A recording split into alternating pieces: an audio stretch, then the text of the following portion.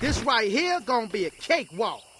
Welcome back to the channel, everyone. Today, while we're celebrating fighting games, I thought it would be cool to take a look at the picture of the GOAT, Michael Jackson. Did you know Michael Jackson was an avid fighting game fan? His private collection, he owned Darkstalkers, Marvel vs. Capcom, Street Fighter 2, Tekken 2, Soul Calibur, Mortal Kombat. That era captured so many people. It was truly the golden era of fighting games. The current era we live in right now is the new golden era. And even though we've seen some fighting games stumble and fall, right? We talked about 2XKO a couple of days ago. We still have so many great things coming down the road. And one of the fighting games that's reaching so much success is Street Fighter. You even had one of the GOATs of our generation, The Weeknd, go to their studio to try out the game. This was really amazing to see because fighting games has been niche for so long, and now they're really starting to reach mainstream. Another thing that Capcom did for their Capcom Cup finals, they made it pay-per-view. It was free in the past, and it was $40 a ticket to watch. They cut the prices after tremendous backlash to $10. And then they also will be testing a feature where they will be streaming the finals free in game. Another incredible announcement that happened is Dead or Alive 6, last round, but also the development of a brand new game. I remember just like 3 years ago, we were sitting here saying like fighting games is in a bad spot. And then we were one by one surprised to see Virtual Fighter, surprised to see Marvel Token, 2XKO, Dead or Alive, fighting games, and it seems like any different kind you're interested in is making a return. It's coming back, bro. This is fire. Tekken has a lot of competition, and their season 3, which lands in about a month, needs to land on their feet. If not, people will gladly wait until April, gladly wait until next year. The Twitter story says Dead or Alive 6 last round hits PlayStation 5. The new game in development, Dead or Alive Last Round, which launches on June 25th, and it's an enhanced edition of the 2019 game, features 29 characters. It has new costumes, photo modes, and a community hub. It will also have a free-to-play version with crossplay and enhanced graphics. Now, we don't know too many details about the new game that they teased. We don't even know if they're going to call it a Virtual Fighter 7 or not. But it's just celebrating the 30th anniversary, and we'll get more news later on. Now, as for another game that I'm very excited for, Marvel Token Fighting Souls, which releases on August 6th. When this game drops, I'm going to be very excited for it. Was announced 3 new characters. You have the legendary Wolverine. This character is going to be fire. Then you have Magic. This character was very unknown. Marvel Rivals put her on the map. Now she has a huge fandom, a huge fan base. And you can see they added her to this game for that exact reason. Even though she's not a part of the X-Men and this is supposed to be like a Team X-Men thing, I'll allow it. I like Magic. I'm going to try her.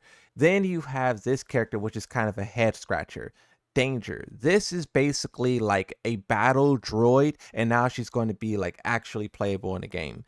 I mean, next question, but at the same time, how you put this robot over Cyclops? Where's the OG X-Men characters at? It's crazy to see a robot beat out Nightcrawler, Beast, Cyclops. Like, I don't know how that happened, and I don't know if those characters will show up. We're still waiting for a lot of those guys to hit Marvel Rivals. They did highlight their year 1 DLC. It will be 4 characters, 1 stage. They have 5 outfits that will be coming. Now, as for the full roster as it currently stands, you have Iron Man, Captain America, Miss Marvel, Doctor Doom, Spider-Man, Star-Lord, Ghost Rider, Storm, Magic, Wolverine, and Danger. The fact that they are adding these characters in kind of like teams, people are trying to figure out what characters are next. Of course, you could talk about Fantastic Four. Of course, you could talk about like Team Spider-Man, right? You could talk about Venom and whatnot. You could talk about maybe some more villains. I've seen people throwing around the Loki. Really, with Marvel, you have an infinite pool of possibilities, and you can't go wrong.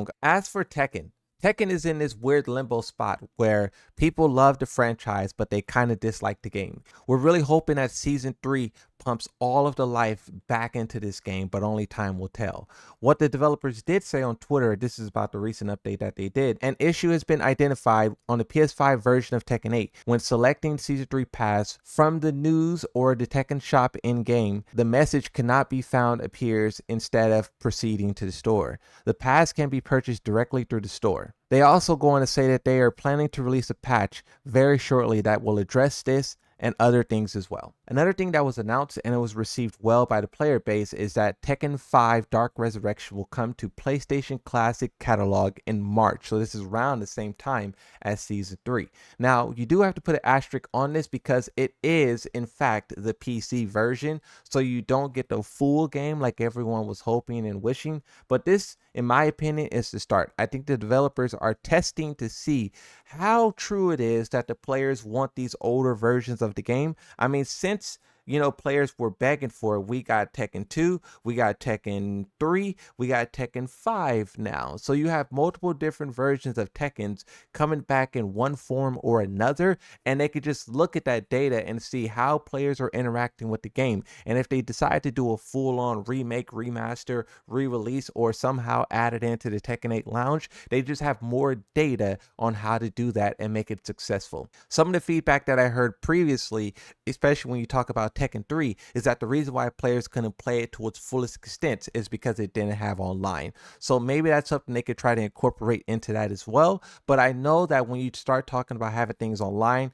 you have to worry about balance, you have to worry about online servers, money starts to pile up quickly. This is why I say just tack it on to Tekken 8 in the lounge, because a lot of that cost would already be covered. The Tekken Twitter, they also add and they say that the featured modes will be from Tekken Bowling and Time Attack, and they do confirm that it will be the PC version. It's amazing seeing all of these fighting games come back so strong and bring these hype announcements, these announcements that go viral all across the internet. So many players are excited and looking forward to fighting games. We say this over and over again that there's infinite potential, and I hope these fighting games could start living up to it. I can't wait for more news on Virtual Fighter. They said their next announcement will be the biggest announcement yet, and that was a couple of months ago. They went dark. Marvel Tokon has a release date. They have a couple more characters left. I'm excited to see what they cook up. Season 3 is looking like it could be a massive W. They just have to land properly. DOA has the full support of the FGC. I see legends like Sonic Fox even praising the game and is looking forward to what comes next. Since a lot of these fighting games were gone for such a long time in like the general public,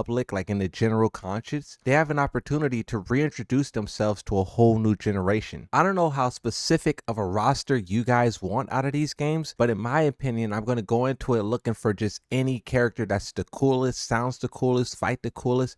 Endless possibilities with all of these. I'm so happy. Fighting games are back, but we need them to keep up the pressure. We had a couple of fighting games already that kind of dropped the ball. Some failed because they went after the free-to-play model. Some failed because they couldn't get balancing together. The ones that come after, they have to look at what didn't work and look at what did work and make sure they nail it. Thank you for watching. Like, subscribe. I'll see you in the next one. Bye-bye.